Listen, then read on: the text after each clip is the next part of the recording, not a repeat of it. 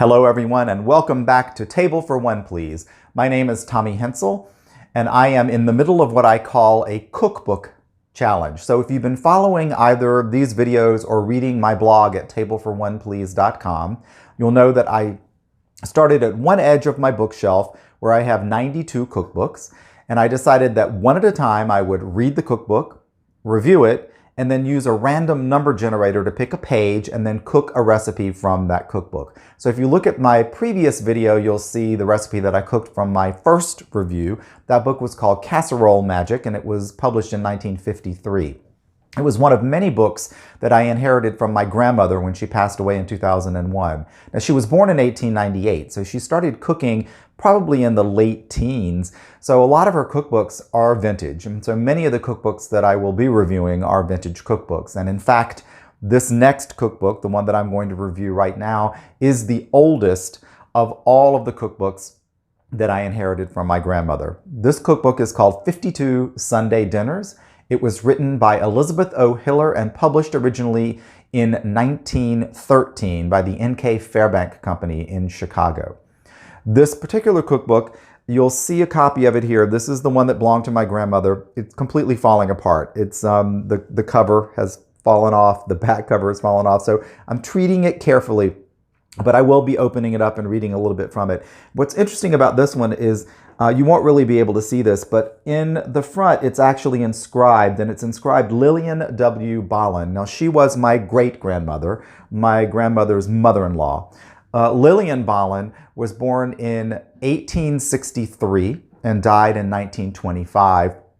This book was published in 1913, but it's inscribed in 1918. So she would have been 54 or 55 years old at the time that she wrote that. And in fact, that's how old I am. So it's kind of an interesting serendipity.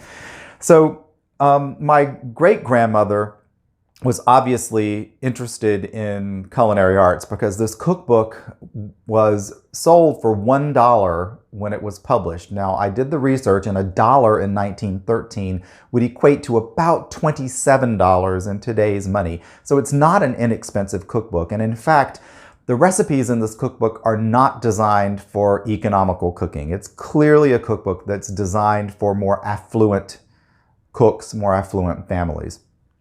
There's a lot of really fascinating things that I found out about this cookbook. For instance, Elizabeth O. Hiller, who is the author of this cookbook, unlike Lucine Rousseau-Brunner, who wrote the book I reviewed recently, the 1953 Casserole book, I couldn't find anything out about her online.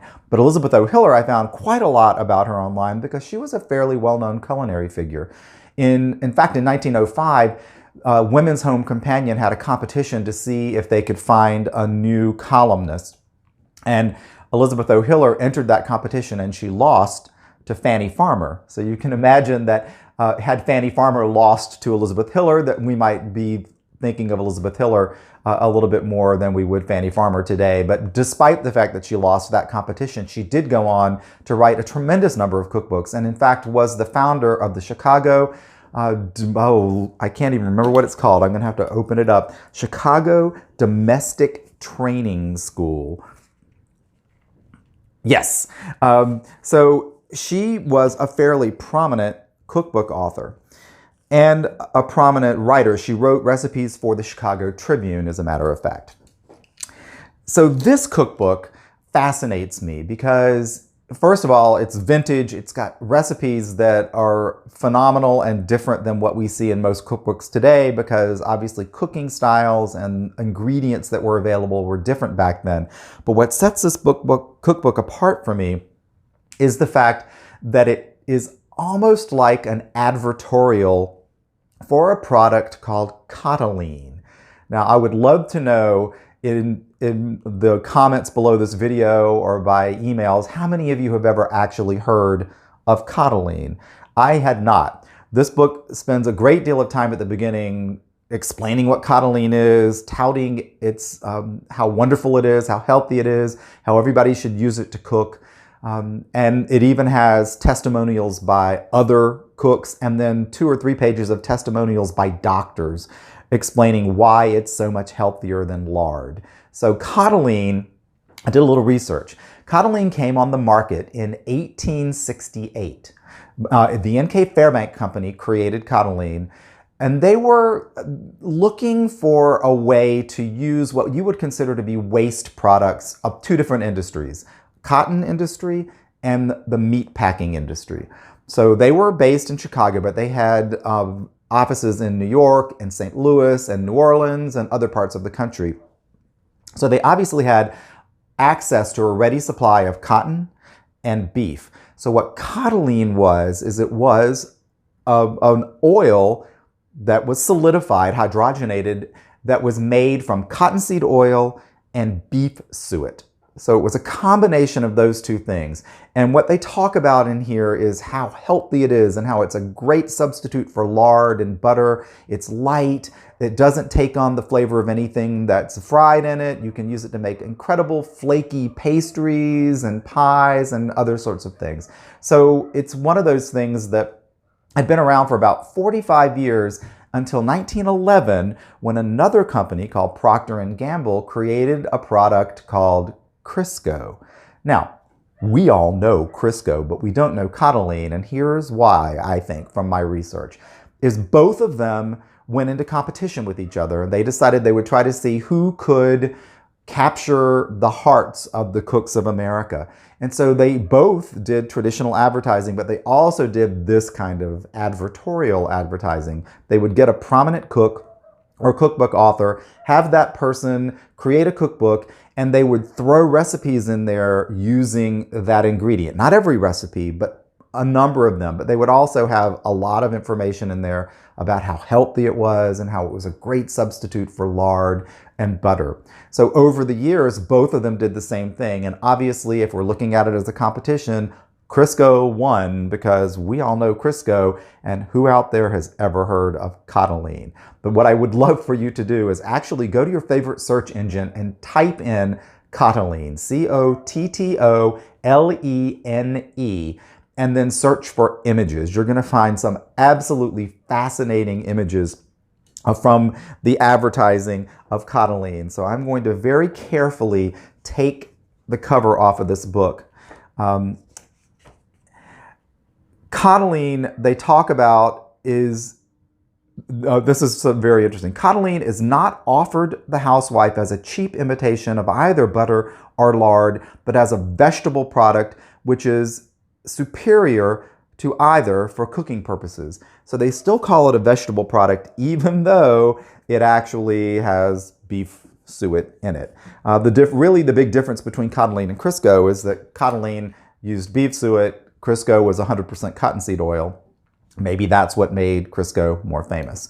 But anyway, so many of the recipes in this book use the Cottolene as an ingredient in the recipe, but not all of them. And they make that very clear at the beginning. It's like, we're not telling you you should completely throw out lard and butter, but you should try to start using more Cottolene because it's healthier. And in fact, lard is an ingredient in some of the recipes in this book. Now, as a vintage cookbook, there's some many interesting things in there that apparently back then there were standard things that the cookbook author Elizabeth Hiller assumed every housewife knew how to do. She talks about getting your larding needle and threading the lard through meat. Like, everybody knew how to do that. There's also specific types of sauces that she mentions that she just says, make this kind of sauce, but she doesn't put a recipe for it, because apparently everybody knew how to make consomme in 1913, because they're mentioned in so many recipes, make a consomme, but without a recipe. So there's a lot of very interesting things in there that she took for granted, that we would have to sort of scratch our heads and go, okay, how do I make a hard sauce? What is that? How do I make my own consomme? How do I poach meringues in the consomme? She just talks about stuff like that. Now, the book is called 52 Sunday Dinners. So as you can imagine, there are 52 series of recipes. There's not 52 recipes. There's about 300 recipes in this book. But what she does is she goes one Sunday at a time through the entire year and crafts a menu for that Sunday dinner. The premise is that that's the special meal of the week that would be for the entire family. And all of these recipes are crafted for 6 people. So I am taping this on the third Sunday of July. So I have bookmarked that. So let's see what the third Sunday of July would be. So in each of these Sundays, it's a full menu: appetizer, soup, salad, main course, side dishes, desserts, whatever. So the third Sunday of July is tomato bouillon, cheesed butter thins, radishes, pickles, cold boiled tongue, chili sauce, potato salad, boiled tomatoes, blueberry pie, cheese balls, iced cafe au lait, and iced cocoa.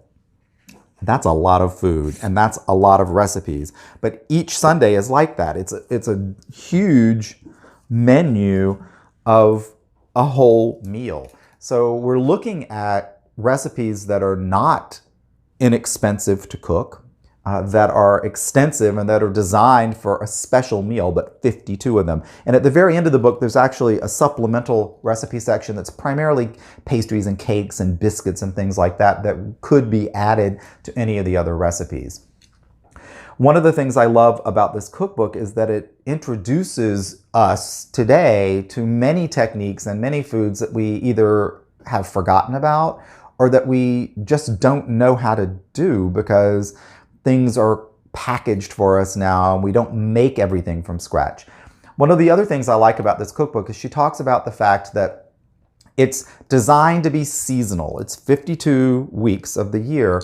And so they basically decided they couldn't make it about any specific region of the country. They had to kind of estimate what would be the types of foods that would be available to almost everybody in the country at any given Sunday of the year. And that's how they've crafted the recipes. So you're going to find things in the summer section of the book that you would obviously not find in the winter, because in 1913, shipping was not as quick as it was today. Now, what I did find interesting is that oysters are frequently mentioned in the winter months. So apparently they had developed the ability to ship things on ice by 1913 quickly enough to the interior of the country that they wouldn't go bad. But for the most part, you're going to be, everything in there is seasonal, local. For instance, in the late spring and into the summer months, many of the recipes call for dandelion greens, and she talks about how to harvest them, how to clean them, and how to prepare them. The assumption is that everybody had a ready supply of dandelion greens out in their backyard so they could just go out and pick them and then bring them into the house. The other things that they have in these recipes are clearly seasonal things that would be fresh, local. Even the meat, clearly she talks about the meat in a way that you can tell that it's coming from a butcher, but that you're having to do a lot of the preparation of that meat yourself. Now, one of the things about this cookbook that I also found fascinating is that it was republished in 1981 in its entirety. So you can kind of see what the cover looks like. You can get a brand new copy of it from 1981, and it's an exact duplicate with all the Cottolene advertisements, with all the information from the doctors and from the other cooks, and with all of the recipes exactly as they have it in this cookbook. So 52 Sunday dinners, an amazing vintage cookbook, published in 1913, sold for $1, $27 today, written by Elizabeth O. Hiller. You can look her up on the internet and find out a lot of information about her, particularly if you're like me living in the Chicago area, because she was apparently quite famous here in Chicago. I am intrigued to see what will happen in just a moment when I do the random number generator, because there are some really difficult cooking techniques in here for a modern cook, because as I said, so many of the things that she talks about were standard things that cooks obviously had to do all the time in the teens and in the 1920s that we really don't have to do today because many things are prepackaged for us. So I am going to pull out my trusty random number generator. All right, so the recipes in this book span from page 14 to page 186. So I'm going to hit generate. Oh, and it gave me 15. This is going to be delightful because this is the hardest week of the year. I'm going to carefully take the cover off. Page 15 is the second page of the special New Year's Eve menu. So this is the most complicated menu of course, that's what I had to get. So on page 15, we have several choices of things to cook. We have consommé duchesse, we have imperial sticks, crab meat in timbale cases, and those are the three. So I get to make either consommé duchesse, imperial sticks, or crab meat in timbale cases. And there's a recipe for how to make the Swedish timbales here. So, well, this is going to be a really intriguing one. I think I'm going to have to probably go for the crab meat recipe. That's going to be a challenge to me. But you know what? I promised I would do it, and if I can make that tuna noodle casserole last week, then I can make some kind of crab meat thing from this cookbook. So I suggest, if you're interested at all in vintage cookbooks, you're lucky with this one because you might still be able to find an actual original copy that's in much better condition than the one that I have here that's falling apart. But because it was republished in 1981, you should be able to get a really excellent newer edition of it. And honestly, like the last cookbook that I reviewed, I was very surprised by this one. The recipes are fascinating, flavorful, really interesting ingredients, some difficult techniques, to be quite honest, like this crab meat thing. That's not going to be easy because there are some techniques in there that I'm going to have to go dig and learn a little bit about because I don't know how to do some of the things that she apparently took for granted. But I give thumbs up to 52 Sunday Dinners by Elizabeth O. Hiller, published in 1913, republished in 1981. And so now, ladies and gentlemen, as always, I am epicuriously yours and enjoying a lovely Chardonnay.